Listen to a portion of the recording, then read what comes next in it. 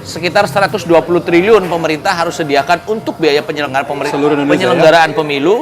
Saya memaknainya bahwa suksesi pemilu itu adalah sampai dengan orang yang terpilih menjadi anggota DPRD mampu memberikan manfaat kepada masyarakat. Partai PAN menargetkan 1 kursi 1 dapil untuk pemilu depan. Gimana tuh? Itu minimal. Oh, minimal, Bang. Maksimal sebanyak-banyaknya. Partai artis nih ya, partai artis nasional.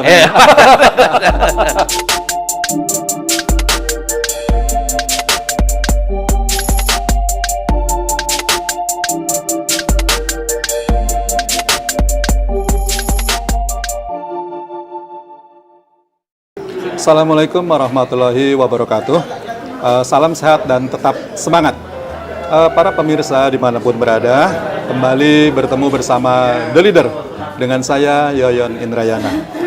Para pemirsa, saat ini saya bersama narasumber kita yang sangat luar biasa dengan berbagai macam aktivitas dan kegiatannya yang tentunya sudah tidak asing lagi bagi masyarakat Kota Cirebon karena beliau sudah beberapa periode menjadi anggota legislatif atau anggota DPRD Kota Cirebon.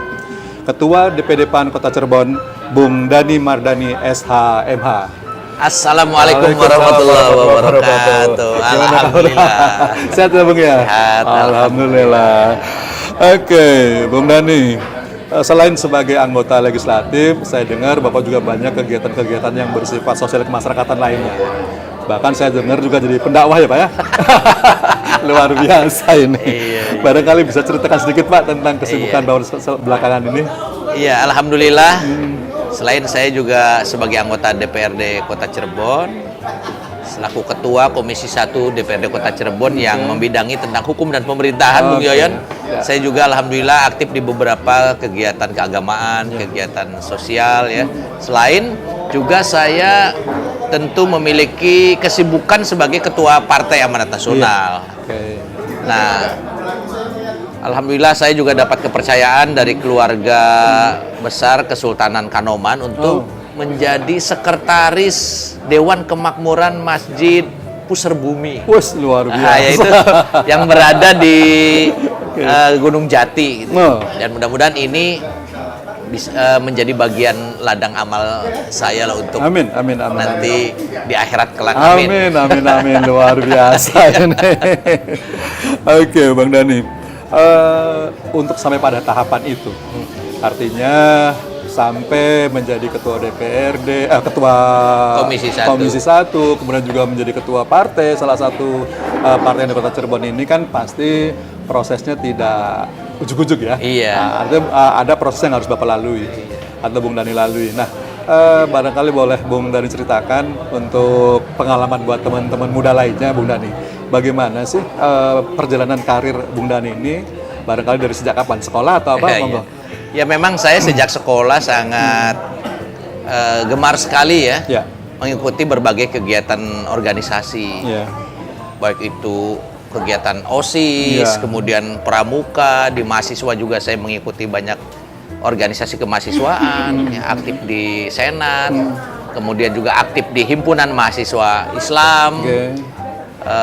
Di KNPI, di HMI, kemudian juga di KNPI, sampai akhirnya kemudian tahun 2000 yang lalu ya, itu saya memilih pilihan untuk kemudian aktif di sebuah partai politik melalui organisasi otonomnya, yaitu Barisan Muda Partai Amanat Nasional. Oh gitu. Itu selesai kuliah langsung gitu atau? Pada saat masih kuliah semester akhir lah. Oh gitu. Nah, selain saya juga berkiprah di dunia partai politik, Bung Yoyon, saya juga aktif di organisasi kemasyarakatan. Termasuk di RW ya, karena kebetulan di tahun 2005 ingat saya pernah terpilih menjadi ketua RW sekaligus juga ketua paguyuban RW di tingkat kelurahan. Padahal masih muda waktu itu ya. Iya, tapi masih muda pasti kan? Di usia 23 tahun lah. Di saat-saat saya waktu itu sedang melanjutkan kuliah S2 di Universitas Sudirman. Nah, berangkat dari pengalaman saya di organisasi kemasyarakatan itulah kemudian di tahun 2009 saya mencoba memberanikan diri untuk masuk ke politik praktis. Dan alhamdulillah tahun 2009 saya mencoba berjuang menjadi sebagai salah satu calon anggota DPRD Kota Cirebon, dan ternyata melalui pengalaman-pengalaman organisasi di kemahasiswaan, di kemasyarakatan, akhirnya Allah takdirkan saya sampai hari ini mendapatkan kepercayaan dari masyarakat menjadi anggota DPRD Kota Cirebon. Oke, luar biasa. Ya, luar biasa Bung Dhani perjalanan karirnya. Semoga barokah ya. Amin, amin, amin, amin. Oke, Bung Dhani, sekarang kita tahu bahwa saat ini kan negara kita lagi menghadapi atau mau menghadapi pesta demokrasi. Iya, betul. Artinya tahun 2024 menjadi hajatan besar bangsa kita. Kita ngobrol santai saja nih. Iya. Tentu saja bukan akan kita bicara tentang bagaimana pemilihan presiden atau calon presiden ya. Iya. Kita ngobrol yang santai-santai saja yang terkait dengan kita di daerah. Dalam pengalaman Bung Dhani selama ini, mestinya kan Bung Dhani kan sering terjun ke masyarakat ya. Betul, betul. Nah, sampai sejauh mana sih pemahaman masyarakat kita dalam pandangan Bung Dhani terkait dengan demokrasi itu, Bung Dhani? Artinya bahwa apakah masyarakat itu memang sudah cerdas atau belum untuk demokrasi itu? Iya. Jadi dari yang saya ketahui bahwa bicara demokrasi bagi masyarakat adalah ya pemilihan umum, baik itu pilpres, pemilu legislatif, pilkada, bahkan mungkin di masyarakat lain ada pilkades dan lain seterusnya. Walaupun yang kami pahami bahwa yang disebut dengan demokrasi itu kan secara esensial adalah bagaimana kemudian melalui proses demokrasi ini kita jadikan ini sebagai cara untuk kita melakukan upaya pensejahteraan terhadap masyarakat. Jadi penilaian saya terhadap masyarakat Kota Cirebon, sebenarnya masyarakat Kota Cirebon itu jika dibandingkan dengan masyarakat-masyarakat di sekitar Kota Cirebon tentu memiliki kualitas kecerdasan politik yang saya kira insya Allah lebih baik lah jika dibandingkan dengan wilayah-wilayah di sekitar kita. Gitu. Dan memang sebagaimana masyarakat juga tahu ya bahwa pemilu ini adalah merupakan sebuah pesta demokrasi yang esensinya tidak hanya saja dalam kaitan kepentingan untuk estafeta kepemimpinan nasional, estafeta keterwakilan di tingkat daerah gitu ya. Tapi lebih dari itu, Bung Yoyon, bahwa spirit dari pemilu itu adalah dalam rangka implementasikan spirit innallaha la yughayyiru ma biqaumin hatta yughayyiru ma bi anfusihim. Ini dalam rangka kepentingan untuk melakukan upaya perubahan. Ya, untuk ke depan Indonesia menjadi lebih baik dan tentunya untuk Cirebon ke depan menjadi lebih baik dan lebih maju kan begitu. Jadi selalu ada harapan dalam setiap proses pemilu itu. Setuju Bung Dhani. Karena memang gini, kita kan ya harapannya diskusi kita ini akan memberikan pencerahan. Amin. Juga pemahaman bagi masyarakat kita agar nanti ketika mereka terlibat dalam pesta demokrasi itu mereka dapat melaksanakan haknya dengan baik dan benar. Ya, tidak asal memilih calon-calonnya sehingga nanti akan berakibat ya salah ya atau tidak baik bagi perkembangan kota ini. Amin. Nah, menurut Bung Dhani tadi Bung Dhani sudah sampaikan bahwa pemahaman masyarakat kota ini cukup cerdas dibanding wilayah-wilayah untuk pemahaman tentang demokrasi. Nah, apakah para teman-teman partai terutama ada nggak upaya untuk melakukan misalkan peningkatan kemampuan mereka di dalam berdemokrasi itu agar kita semakin cerdas dalam berdemokrasi? Ya tentu sesuai dengan fungsi partai politik ya. Sebagai institusi edukasi terhadap masyarakat, tentu upaya kita ya di dalam rangka mencerdaskan masyarakat itu tentu terus kita lakukan. Karena apa? Karena memang harapannya adalah bahwa ke depan bahwa pemilih-pemilih masyarakat di dalam menghadapi baik itu pilpres, pemilu legislatif, pilkada dan lain seterusnya, ya diharapkan tidak hanya saja sebagai pemilih cerdas, bahkan lebih dari itu kami juga mengharapkan bahwa masyarakat ke depan itu menjadi pemilih yang aktif dan partisipatif gitu. Ya, jadi, merasa bahwa tidak pasif ya, tidak pasif ya, dia harus merasa bahwa pemilu itu penting tentunya kan begitu. Apalagi kalau saya, Bung Yoyon, memahaminya bahwa pesta demokrasi ini kan pesta yang amat sangat mahal, Pak. Iya, betul. Biayanya. Betul. Kalau tidak salah tuh tidak kurang sekitar 120 triliun pemerintah harus sediakan untuk biaya penyelenggaraan pemilu seluruh Indonesia. Ya, biaya-biaya keamanan sebagai konsekuensi dari sebuah proses demokrasi ini gitu. Jadi saya selalu memberikan anjuran kepada masyarakat untuk supaya gunakan hak pilih dengan baik ya, dengan mengedepankan idealisme, spirit di dalam rangka memperjuangkan ke depan Indonesia menjadi lebih baik, kota Cirebon menjadi lebih maju gitu. Jadi kita tidak pernah berhenti untuk terus memberikan edukasi. Ya. Jadi jangan sampai masyarakat itu mudah dirayu gitu ya. Iya. Dimurah hanya dengan iming-iming uang nggak seberapa, terus akhirnya mereka salah milih gitu ya. Iya. Nah, itu kan maksudnya kan resikonya kan bukan hanya pada diri sendiri tapi juga pada masyarakat banyak. Pada masyarakat dan juga waktu yang cukup lama juga kan gitu, seperti itu. Oke, Bung Dhani. Kalau kita memilih pemimpin itu kan pada dasarnya adalah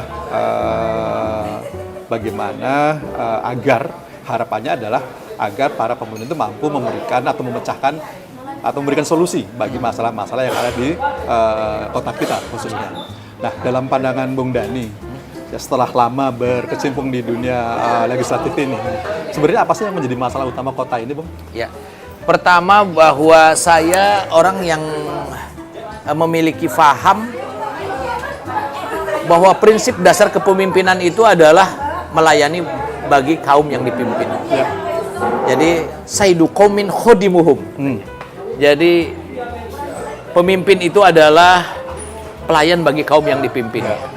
Jadi sesuai dengan spirit otonomi daerah ya, bahwa satu di antara otonomi daerah ini digulirkan, yang semula Indonesia adalah negara yang sentralistik menjadi negara yang memberikan otonomi kepada daerah-daerah. Ini dalam rangka apa sih? Dalam rangka meningkatkan kualitas pelayanan kepada masyarakat gitu. Kemudian apa sih yang dihadapi masyarakat Kota Cirebon ya? Jujur ya, kita juga perlu bersyukur kepada Allah Subhanahu wa taala jika dibandingkan dengan daerah-daerah yang lain yang ada di sekitar kita ya. Tentu Kota Cirebon itu kota yang memiliki kemajuan lebih ya. Dari sisi pendidikan. Tidak ada satupun yang bisa membantah kalau Kota Cirebon memiliki kualitas layanan pendidikan yang jauh lebih baik lah jika dibandingkan dengan wilayah-wilayah sekitar. Bahkan di Jawa Barat juga mungkin ya bisa masuk kualifikasi unggulan lah. Kemudian juga dari sisi layanan kesehatan, kita punya rumah sakit yang saya kira cukup representatif, menjadi rujukan dari wilayah-wilayah yang lain. Ini juga menunjukkan bahwa pemerintah Kota Cirebon dari sisi itu cukup relatif berhasil. Dan berikutnya adalah Bung Yoyon juga berkaitan dengan daya beli masyarakat kita. Ya kita tahu lah ya, beberapa waktu terakhir ya tidak ada yang bisa memungkiri bahwa Cirebon mungkin dari sisi perekonomian cukup relatif bagus, alhamdulillah baik ya. Namun apakah masih menyisakan berbagai persoalan? Tentunya pasti ada gitu ya. Pasti itu ada. Yang saya mencatatnya beberapa hal sih Bung sebenarnya. Pertama masih banyaknya aset-aset yang dimiliki oleh pemerintah belum terkelola dengan baik. Yang sebenarnya itu kemudian bisa menjadi potensi yang begitu luar biasa. Betul. Saya mencatat beberapa hal. Pertama, misalkan kita punya lahan seluas 22 hektar kawasan Stadion Bima yang sampai hari ini belum terkelola dengan baik ya. Padahal aset ini adalah aset yang sangat signifikan untuk kemudian bisa dihadirkan sebagai sebuah potensi pendapatan daerah, sebagai layanan sarana olahraga, kemudian juga penataan ruang terbuka hijau, dan lebih dari itu bisa menjadi sentra kegiatan ekonomi masyarakat gitu. Kemudian kami juga masih melihat banyak hal yang perlu penanganan serius. Ini terkait dengan penanganan sampah di Kota Cirebon ya. Yang saya kira ini juga perlu upaya-upaya dalam rangka meningkatkan itu. Kemudian kita masih punya PR nih Bung Yoyon, ini berkaitan dengan Kutyong Sintyong yang sampai hari ini. Tanah kita punya semangat, punya spirit dulu menjadikan Kutyong Sintyong ini adalah sebagai RTH 7 ruang terbuka hijau dalam fungsi pemakaman. Tapi faktanya hari ini belum terrealisasi dan bahkan beralih fungsi menjadi tempat-tempat pemukiman. Nah ini saya kira juga perlu ada upaya rekonsolidasi dan bila perlu redistribusi lah di dalam rangka kita mengambil sebuah kebijakan yang sekiranya harapannya Bung Yoyon ini ramah dengan masyarakat yang sudah terlanjur berada di sana. Masih banyak lain lah PR-PR yang saya kira untuk kemudian diselesaikan. Artinya itu menjadi PR bagi pemerintah berikutnya nih ya? Tentu. Karena yang ini kan mau berakhir. Iya, tentu menjadi PR berikutnya. Maka dari itu, untuk menjawab berbagai persoalan yang ada di Kota Cirebon terkait dengan keluhan banjir, kemudian masih terdapat infrastruktur yang belum layak banget untuk kemudian dapat dinikmati oleh masyarakat Kota Cirebon, ya maka saya berpikir satu di antara yang harus dilakukan oleh pemimpin di masa yang akan datang adalah melakukan strengthening institusional. Apa itu? Penguatan struktur kelembagaan di pemerintahan. Dengan cara apa? The right man on the right place. Iya dong. Luar biasa. Iya. Jadi dan itu yang belum bisa diterapkan kayaknya. Ini yang saya kira ini akan menjadi PR berat siapapun nanti ke depan ya. Karena apa? Karena kita melihat formasi hari ini memang perlu evaluasi untuk perbaikan ke depan. Dan saya kira siapapun kepala daerahnya sepertinya nih Bung Yoyon perlu 1-2 tahun ke depan nih. Iya, untuk membuat sebuah formasi kelembagaan yang ideal. Kemudian berikutnya yang kedua adalah terkait dengan program. Kita mesti mempertegas ke depan ya. Kita mau jadikan apa sih Kota Cirebon? Tapi kalau melihat dari sisi historis, peradaban dan lain sebagainya, saya termasuk orang yang saya kira perlu mewujudkan apa yang dulu menjadi visi di dalam RPJPD pemerintah Kota Cirebon Perda nomor 9 tahun 2005 kalau nggak salah, yaitu terwujudnya Kota Cirebon sebagai kota perdagangan jasa yang maju yang didukung oleh sektor pendidikan dan pariwisata. Jadi begini, Bung Dhani, kalau kita lihat bahwa Cirebon ini hanya berapa luasannya 38 km persegi ya? Sekarang itu posisinya setelah peraturan Menteri yang baru 75 tahun 2018 kalau nggak salah itu luas kita sudah di posisi 39,42 km sudah agak bertambah nih. Itu karena timbul kayaknya. Nah, tetapi dengan luas kecil itu memang kalau kita lihat kan hampir semua sudah terbangun. Ya kan? Nah, dalam pandangan Bung Dhani, sebenarnya potensi unggulan kita apa? Ada beberapa yang saya kira idle asset nih. Saya melihat masih ada ruang-ruang yang saya kira perlu dioptimalkan. Saya ingat dulu sama Bung Yoyon sama-sama membidani terkait dengan rencana tata ruang ya. Kita dulu punya impian, punya keinginan kawasan Kesenden itu sebagai kawasan pengembangan kepariwisataan. Betul. Yang saya kira ini perlu digali secara lebih detail lagi, lebih maksimal lagi ya. Karena apa? Karena bisa jadi Kesenden itu ke depan kan bisa diproyeksikan untuk menjadi Ancolnya Kota Cirebon atau Pantai Losarinya Kota Cirebon. Kenapa enggak kalau kemudian kita ke depan juga kalau Makassar punya Pantai Losari, kita punya Pantai Kesenden, misalkan begitu. Betul. Ya artinya bahwa mimpi itu kan sah-sah saja dan gitu. Itu satu dari sisi kepariwisataan yang berada di wilayah pesisir. Kemudian berikutnya kita punya kawasan strategis sosial budaya. Kerjasama pemerintah Kota Cirebon dengan keraton itu saya belum menunjukkan ada satu kerjasama yang maksimal. Belum ada sinergi. Belum ada sinergi yang maksimal ya. Sehingga ini perlu ke depan nih. Siapapun kepala daerah di Kota Cirebon adalah yang memiliki aksesibilitas kerjasama dengan pihak keraton. Karena apa? Karena saya berkeyakinan bahwa dengan keraton yang ada di Kota Cirebon ya, dimulai dari Kanoman, Kesepuan, ada ke Cirebonan, ada ke Prabonan. Ini adalah merupakan sebuah potensi yang luar biasa, yang harus dieksplor untuk kemudian ini menjadi sumber daya tarik bagi Kota Cirebon. Karena itu tidak dimiliki oleh daerah lain loh. Dan itu tidak ada satu kota pun mungkin yang memiliki keraton masih ada sebanyak ini. Rajanya masih ada. Existing ada masih ada semua. Itu luar biasa. Makanya saya berharap bahwa keraton tidak hanya saja sebagai cagar budaya ke depannya, tapi sebagai destinasi wisata, bahkan sebagai potensi pariwisata edukasi. Sekarang kan mohon maaf ya. Tidak sedikit mungkin remaja kita, usia-usia pelajar kita itu yang belum banyak mengenal terkait dengan potensi-potensi tadi gitu. Oke, Bung Dani, luar biasa ini. Iya. Nah, sekarang saya coba kembali ke profesi Bung Dani selaku ketua Partai PAN Kota Cirebon ya. Iya. Saya dengar Partai PAN menargetkan 1 kursi 1 dapil untuk pemilu depan. Gimana tuh? Itu minimal. Oh, minimal, Bang. Maksimal sebanyak-banyaknya. Optimis ya, optimis. Optimis. Ya. Oh, Ya, okay. karena optimis itu kan sunatullah itu. Oh iya, betul.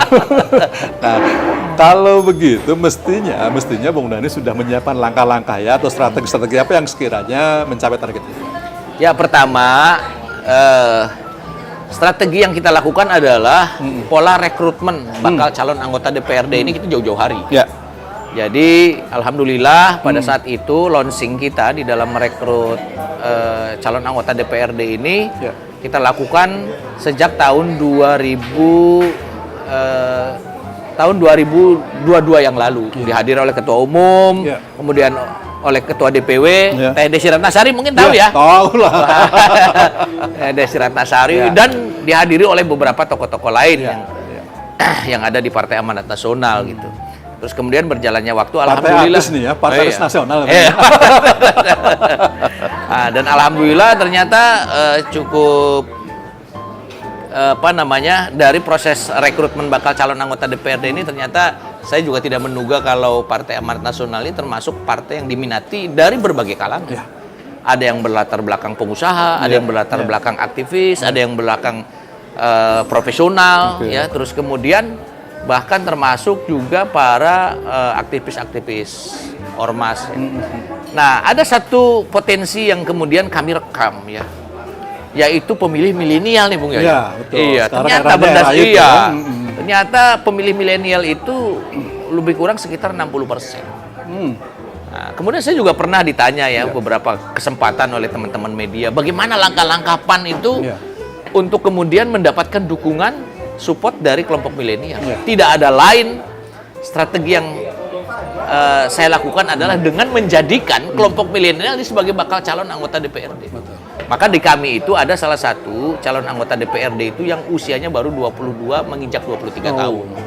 Potensial, cerdas, ya kan, berkemampuan yang insya Allah mudah-mudahan nanti ke depan bisa lebih baik lagi. Ada juga yang berkalangan profesi advokat, pengusaha dan beberapa berbagai kalangan lah. Luar biasa. Oke, Bung Dani, saya dengar juga dalam rakerda kemarin, dalam rakerda partai Bapak ya, kemarin mengusung Bung Dani sebagai calon wali kota 2024. Bagaimana tuh? Iya, jadi itu adalah amanah dari rapat kerja daerah DPD PAN Kota Cirebon ya. Dalam rangka menghadapi pemilu legislatif, itu kemarin kita memutuskan banyak hal. Yang pertama adalah persiapan suksesi 2024, kemudian berikutnya adalah dalam rangka memotivasi ya kerja-kerja caleg bahwa selain pemilu legislatif yang akan digelar di tanggal 14 Februari tahun 2024, kita juga akan menghadapi perhelatan pemilu kada di tahun yang sama ya, betul. Namun di bulan yang berbeda. Bahkan dari agenda yang direncanakan bulan November, kabar terakhir katanya mau dimajukan. Ini artinya kita harus lebih bersiap lagi. Harus cepat prepare lagi. Untuk itu maka atas nama sebagai kader, sebagai pengurus mendapatkan amanat itu tentu tidak ada lain kata yang harus kami katakan kepada rekan-rekan adalah untuk bersiap diri menjadi salah satu bakal calon wali kota ke depannya di perhelatan tahun 2020. Menurut Bung Dani, seberapa besar peluangnya kira-kira? Kami optimis. Maka langkah awal yang harus kita lakukan adalah bagaimana Partai Amanat Nasional di tahun 2004 menjadi pemenang pemilu di Kota Cirebon. Luar biasa. Iya. Jadi pemenang pemilu harus semangat dong. Oke. Nah, sekarang terkait dengan kondisi perpolitikan nasional nih, Bung Dani. Saya tuh senang mendengar lagu PAN tuh. PAN itu ya. Itu luar biasa itu. Iya, jadi itu familiar sekali ya. Iya, jadi itu saya juga terima kasih sama Mas Eko Patrio yang sudah yang bikin Mas Eko ya. Mas Eko. Oh, gitu. Yang sudah menciptakan lagu PAN yang hari ini sangat beberapa waktu terakhir ini sangat viral ya di TikTok ya, kemudian di media-media sosial. Bahkan tidak jarang saya ketika turun ke masyarakat tuh ternyata lagu ini tidak hanya saja dikenal oleh orang-orang dewasa, termasuk anak-anak kecil juga gitu, sangat familiar. Iya. Bahkan terakhir itu saya pernah beli, luar biasa itu. Saya pernah beli nasi kuning ya di kesempatan saya pernah turun ke masyarakat. Ternyata pedagang nasi kuning juga masih berkesempatan dan tahu ternyata lagu PAN itu ya, lagu Amanat Nasional. Iya, mengena sekali itu. Iya, mengena sekali ini bahasanya, liriknya mudah didengar, mudah dihafal gitu kan. Gitu ya. Memiliki pesan yang luar biasa, pesan pengharapan gitu ya. Waduh, luar biasa ini Bung Dhani. Nah, kemudian gini Bung Dhani, sekarang Bung Dhani sebagai ketua partai, apakah ada pesan-pesan khusus untuk para calon-calon pemimpin legislatif di PAN nanti untuk 2024 nanti? Seperti apa? Iya, jadi pesan yang terpenting ingin kami sampaikan bahwa suksesi pemilu itu tidak berakhir sampai dengan orang ini terpilih menjadi anggota DPRD, betul, Bung Yayan. Betul. Ya, tapi saya memaknainya bahwa suksesi pemilu itu adalah sampai dengan orang yang terpilih menjadi anggota DPRD mampu memberikan manfaat kepada masyarakat, baik dalam konteks memajukan, memberikan layanan kepada masyarakat. Gitu. Karena apa? Karena tetap bahwa yang sama-sama kita ketahui ya bahwa sebaik-baiknya umat, sebaik-baiknya manusia ini kan yang memberikan manfaat kepada orang lain ya, kepada masyarakat. Jadi menurut saya suksesi pemilu itu adalah sampai pada saat ya wakil rakyat yang terpilih ini adalah wakil-wakil rakyat yang benar-benar sungguh-sungguh bisa memperjuangkan apa yang menjadi aspirasi masyarakat, memberikan manfaat yang terbaik. Karena jujur anggota legislatif ini kan, anggota DPRD ini kan termasuk lembaga yang tingkat kepercayaan publiknya itu jika dibandingkan dengan yang lain nggak tinggi ya. Iya. Dan ini menjadi otokritik ya buat kita untuk terus memperbaiki lagi kualitas kita. Waduh, Bung Dhani luar biasa ini diskusinya. Cuman sayang waktunya terbatas nih Bung Dhani ya. Terima kasih sekali atas pencerahannya. Semoga apa yang kita diskusikan ini dapat menjadi tambahan pemahaman atau juga edukasi bagi masyarakat Cirebon, sehingga nanti pada saat Pesta Demokrasi 2024 nanti mereka betul-betul dapat melaksanakan hak pilihnya dengan baik dan benar. Amin. Demikian pemirsa, diskusi saya, Yayan Indrayana, dengan narasumber hebat kita, Bung Dhani Mardhani SHMA, Ketua DPD PAN Kota Cirebon. Terima kasih atas perhatiannya, dan jangan lupa untuk like and subscribe-nya, agar The Leader tetap dapat memberikan informasi yang terbaik buat Anda semua. Terima kasih. Assalamualaikum warahmatullahi wabarakatuh. Salam sehat dan tetap semangat.